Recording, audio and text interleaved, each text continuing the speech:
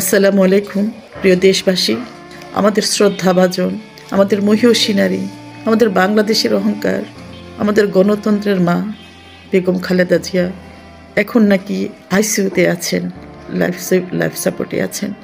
এটা শোনার পর মনে যেন বাংলাদেশের সব কিছু থেমে যাচ্ছে বা থেমে গেছে, বুক দুক দুক করছে।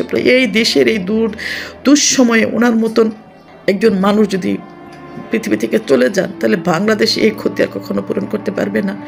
ওনার চেয়ে ভালো অভিভাবক বাংলাদেশের জন্য আর কোনো দিন হয়তো আর আসবে না।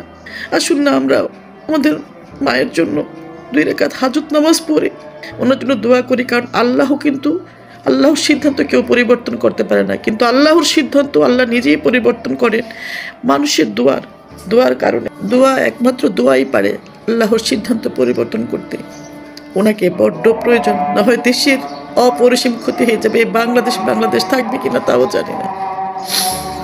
আমরা আমাদের আল্লাহর কাছে আত্মসমর্পণ করি, আমাদের বেগম মায়ের জন্য, আমাদের মায়ের জন্য আমরা 2 রাকাত হাজত নামাজ পড়ে যার জায়গা থেকে আল্লাহর কাছে আরেকটা ফরিয়াদ করি। ভালো থাকবেন সবাই।